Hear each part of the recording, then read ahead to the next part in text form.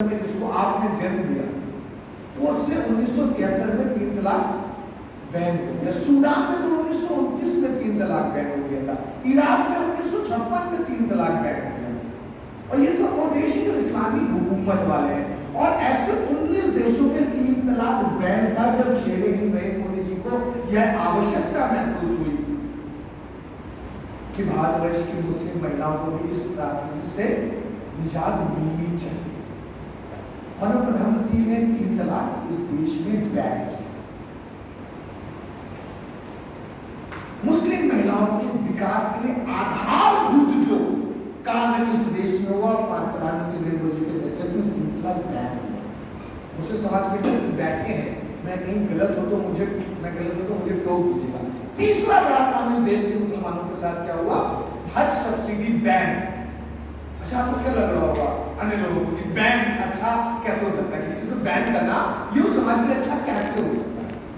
मेरे बंधुओं, मुस्लिम समाज के विशुद्ध प्रमुख संस्कारों में से एक है हज। और हज की यात्रा के लिए जो नियम कहे जाते हैं, अपनी मेहनत की कमाए हुए धन से हज की यात्रा की जाती है। हम कर्ज लेकर हज यात्रा नहीं कर सकते, हम किसी से गलत फायदा उठा के प्राप्त पैसे से हज यात्रा नहीं कर सकते, हम किसी अनैतिक रूप से कमाए पैसे से हज यात्रा नहीं कर सकते, हम किसी के द्वारा दान दिए पैसे से हज यात्रा नहीं कर सकते। तो ये सरकारी सब्सिडी क्या था? तो उसकी मौलिक स्वरूप पे आ जाएगी ना। अगर हज के नियम जो मैंने बताया वैसे अगर हज संभव है तो ये हज के साथ सब्सिडी क्या ठीक थी? वास्तविक हज का हकदार इस देश के मुसलमानों को बनाने वाले शेर का नाम है नरेंद्र मोदी, जिसने बैन करके वास्तविक रूप से हज का जो पुण्य आने चाहिए, जो नियम था जो हज होती है, उसको पूर्ण करने का लाभ प्रदान किया नरेंद्र मोदी ने। और इसके साथ साथ 25% सीटों में इजाफा हुआ। पहले की कंपैरेटिवली पहले की तुलना में 25% अधिक हज यात्री निरंतर कई सालों से हज पे जा रहे हैं।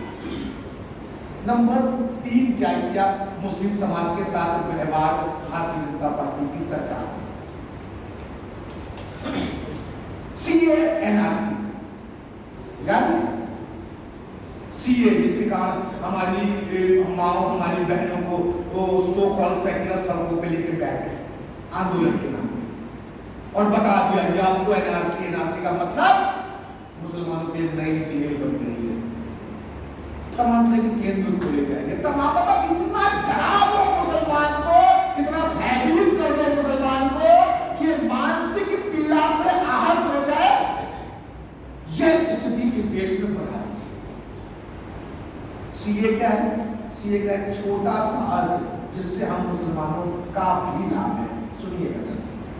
सीए का क्या था? पाकिस्तान, बांग्लादेश और अफगानिस्तान जैसे इस्लामिक हुकूमत के देशों में रहने वाले धार्मिक पीड़ित अल्पसंख्यक समाज को सीए के अंतर्गत भारतवर्ष में लाना था। और ये क्यों ना? जो चंद परिवार हिंदू, सिख, ईसाई, बुद्धिस्ट, जैन जो बचे पाकिस्तान, बांग्लादेश और अफगानिस्तान में, उनकी क्या स्थिति है? अभी कुछ समय पूर्व तक की स्थिति रहेगी। सुबह आप समाचार पत्र उठाएंगे और पढ़ेंगे, पूरे देश में एक ही समाचार पत्र छपता है, वैसा वही मैं पढ़ता हूँ, वही आप पढ़ते हो। और मुझे दुख होता है जब मैं उसमें पढ़ता हूँ कि पाकिस्तान में, अफगानिस्तान और बांग्लादेश में 16 वर्षीय बालिका को घर से अगवा किया गया, उसका धर्म परिवर्तन कराया गया और 60 वर्षीय मुल्ला से उसकी शादी कर दी। ये इस देश के अखबारों में जब पढ़ा जाता है तो मैं और आप दोनों साथ में बैठे होते हैं, मुझे बहुत शर्म आता है, मुझे बहुत दुख होता है। और यही स्थिति देश के अन्य मुसलमानों की।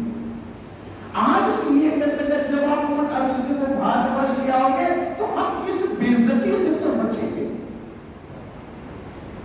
इस बेइज्जती से इस देश के मुसलमानों को बचाने का काम किया प्रधानमंत्री नरेंद्र मोदी ने। और एनआरसी तो कहीं थी, ये मनुष्य भी बैठे हैं, उनको ये मालूम है कि किसी भी विषय में पहले बिल ड्राफ्ट होता है। जब हम देश में किसी व्यवस्था को बदलना चाहते हैं तो पहले उसको कागजों पे बनाते हैं।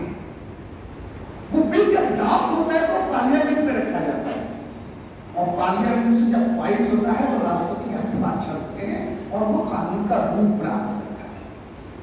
एनआरसी कहीं डिक्टेट नहीं, कहीं बनी नहीं, ड्राफ्ट नहीं हुई, और इंटरनेट पर जो आपको दिखाया गया वो एनआरसी मतलब कांग्रेस पार्टी के द्वारा असम में लाई गई एनआरसी।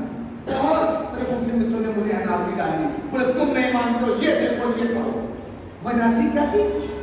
वो असम में जो कांग्रेस पार्टी द्वारा अप्लाइड एनआरसी थी, उन नियमों को बता के फर्जी आपके फेसबुक और व्हाट्सएप पे डाल दिया गया कि देखिए ये एनआरसी लग गई। ऐसा कुछ आशा एनआरसी चर्चा